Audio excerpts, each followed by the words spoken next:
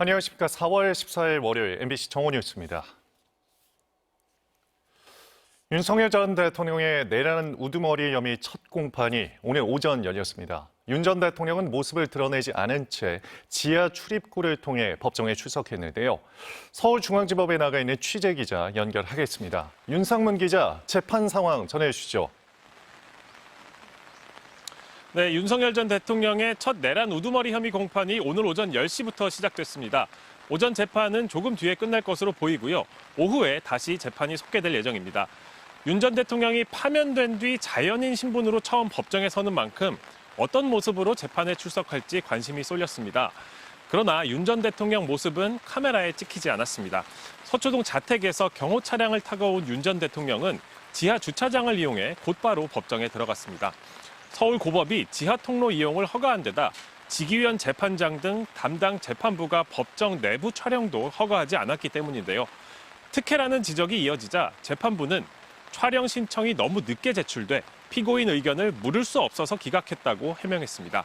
재판부는 다음 재판 때 다시 촬영이 신청되면 여러 사항을 검토해서 허가 여부를 판단하겠다고 밝혔습니다. 네, 오전 중 진행된 재판 내용도 정리해 볼까요? 윤 전 대통령이 직접 입장을 밝혔다고요.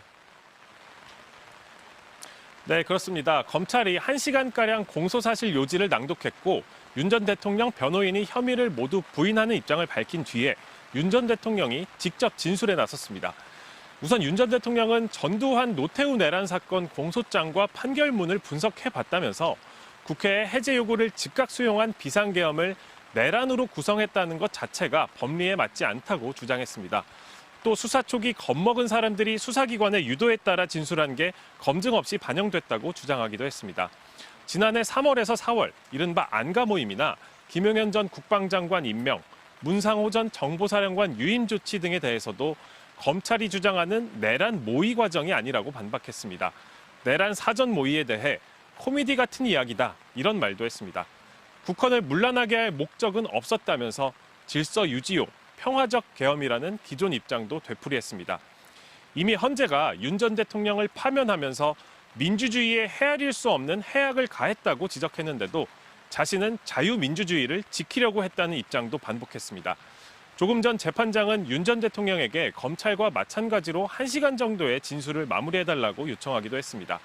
오후 재판에서는 증인신문이 진행될 것으로 보이는데요. 조성현, 김형기 두 계엄군 현장 지휘관에 대한 신문이 예정돼 있습니다. 지금까지 서울중앙지법에서 전해드렸습니다.